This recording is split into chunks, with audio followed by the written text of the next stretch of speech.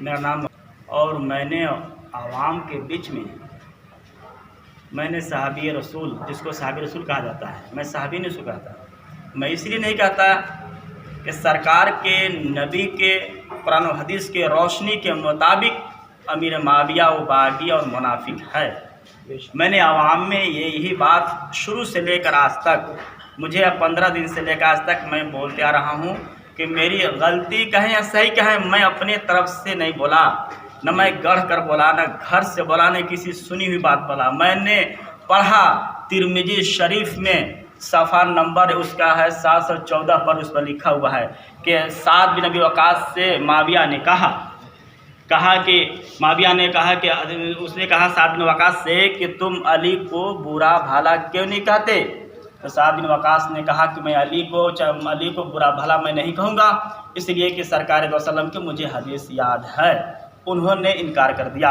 मैंने उनसे कहा कि मुस्लिम शरीफ के भी हदीस है, उस पर भी लिखा हुआ है कि माविया ने कहा सैद बिन अबी वक़ास से कि तुम अली को बुरा भला क्यों नहीं कहते?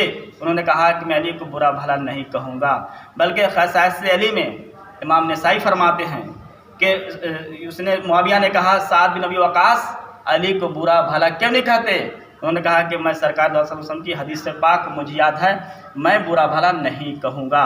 बल्कि बुखारी शरीफ में, तिरमिजी शरीफ में, बल्कि वहाँ पर मुनाफिक इसलिए मैंने कहा। अब दोनों में बताता हूँ, मुनाफिक और किसे कहते हैं और बागी किसे कहते हैं। बुखारी शरीफ में उसमें लिखा हुआ है कि उसमें बयान यह है कि हज़रत अबू सईद खुदरी से रवायत है कि मस्जिद नबवी में काम लगा हुआ था, सब लोग दो दो ईंट लाते थे, एक एक ईंट लाते, सब लोग एक एक लाते थे, लेकिन अम्मार बिन यासिर दो दो ईंट लाते थे। सरकार आप उनके अम्मार बिन यासिर के चेहरे पर हाथ कांधे पर फेरते हैं, आप फरमाते हैं काश मुझे अफसोस है। लोगों ने कहा हुजूर किस बात की? कहा कि एक बागी गिरोह इसको कत्ल करेगा। जी बेशक। अब बागी गिरोह देखा जाए कि किसने कत्ल किया, तो हजरत अम्मार बिन यासिर आप जंगे सिफीन में कत्ल हुए, उनको मारा गया। अम्मार बिन यासिर चौथे खलीफे के तरफ मौलाए कायनात की तरफ थे, और कत्ल करने वाला माविया के गिरोह माविया ने उसने कत्ल करवाया। सरकार फरमाते हैं कि अम्मार को कत्ल करने वाला वो बागी होगा। बेशक बेशक। मैंने कहा ना, सरकार का हदीस कर रहे हैं, जिसने कत्ल करेगा वो बागी होगा। ये बात मैं अपनी तरफ से नहीं बोल रहा हूँ, सरकार के बुखारी हदीस के मुताबिक सरकार फरमाते हैं कि बागी गिरोह कत्ल करेगा, और उनको कत्ल करने वाला बागी जो कत्ल किया वो माविया के गिरोह। इस हदीस से ये पता चला कि सरकार के हदीस के मुताबिक वो बागी है। अब आप तिरमिजी शरीफ उस किताब में लिखी हुई है कि हज़रत मौलाए कायनात से रवायत है, मौलाए कायनात फरमाते हैं कि मैंने सरकार से सुना, सरकार के पास पहुंचा, सरकार फरमाते हैं अली तुमसे मोहब्बत मोमिन ही रखेंगे और तुझसे बगावत मुनाफिक ही रखेंगे। अब इसको मुनाफिक किसे कहा जाए? अब मुनाफिक है कौन? सरकार के हदीस के मुताबिक सरकार फरमाते हैं कि मौलाए कायनात से जंग करने वाला वो मुनाफिक होगा, हक पर नहीं होगा, वो बागी होगा। सरकार फरमाते हैं कि मौला अली से जो जंग करे वो मुनाफिक और बागी है। हम आपसे पूछना चाहते हैं कि कोई इंसान मार पीट लड़ाई झगड़ा खून खराबी जो होती है, क्या मोहब्बत में होती है या दुश्मनी? बताएं आप लोग। दुश्मनी में जंगे सिफीन में जो लड़ाई हुई है, क्या उस मोहब्बत में हुई है या दुश्मनी में? हर कोई यही लोग कहेगा कि दुश्मनी में। जब मौलाए कायनात फरमाते हैं मन कुंतु मौलाहू फाइल मौलाहू, मैं जिसका मौला उसका अली मौला, मैं जिसका मौला उसका अली मौला। जब वो नफ्से रसूल हैं, सरकार फरमाते हैं कि मौला अली की तकलीफ। और हजरत उम्मे सलमा से रवायत है, उम्मे सलमा फरमाते हैं कि मैंने सरकार के पास पहुंचा, सरकार फरमाते हैं कि जिसने मुझे गाली दिया, जिसने अली को गाली दिया उसने मुझे गाली दिया, जिसने मुझे गाली दिया उसने खुदा को गाली दिया। इस हदीस से पता चलता है कि मौला कायनात को गाली देना, रसूल को गाली देना, जिसने रसूल को गाली दिया उसने खुदा को गाली दिया। खुदा को गाली देने वाला मुसलमान नहीं रहा, उसमें लिखा है कुफ्र हुआ।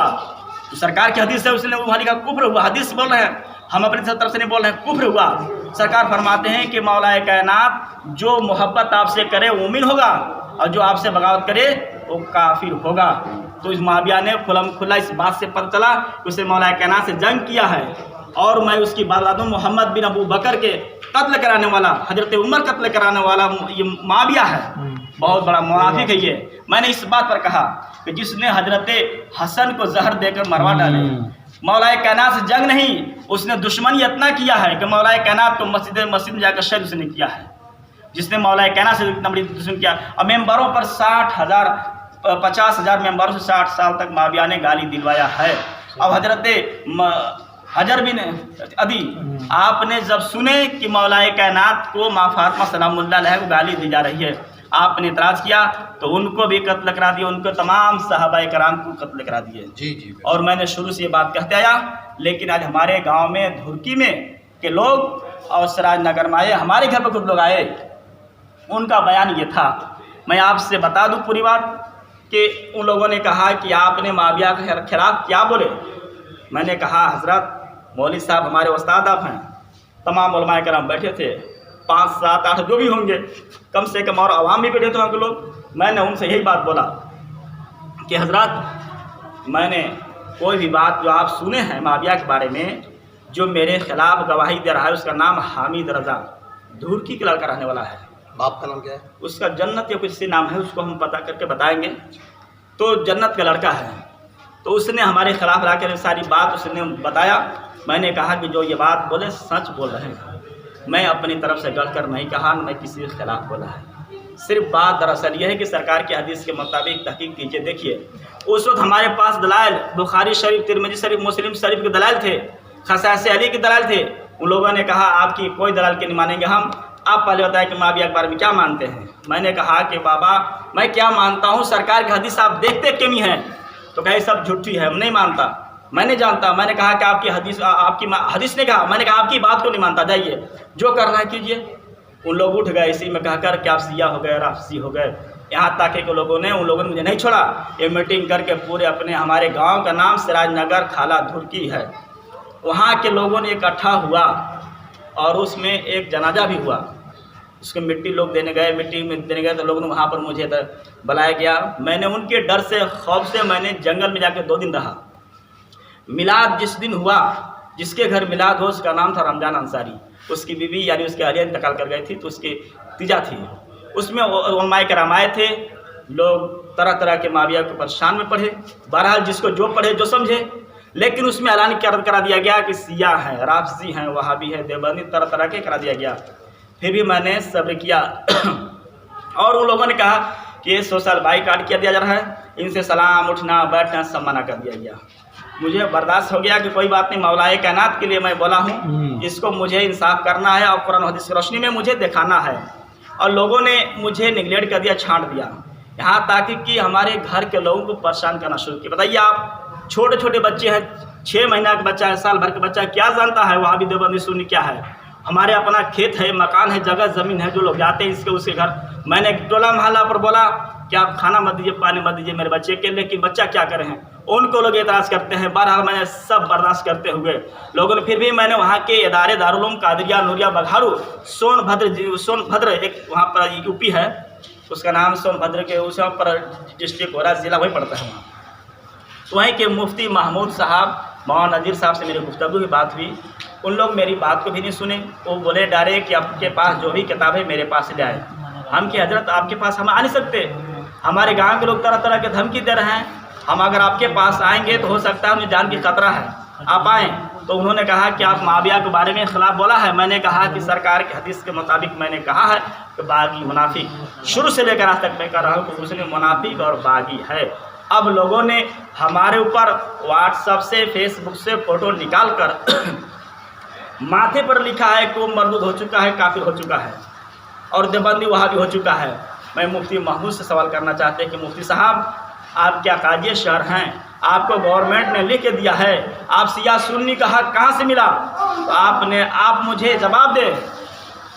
تو میں نے ان لوگوں کو کہا، ان کو سننے تیار نہیں، اور تمام فتویٰ میں دکھائیں گے جو لکھ کر دیے ہیں، اور انہوں نے بولا کہ یہ اس سے ہوشیار ہو جائیں، یہ منافق باغی سیاہ ہو گیا ہے، جہاں اس کو پیسر کو بھی کریں، جہاں پر اس کو اٹیک کریں۔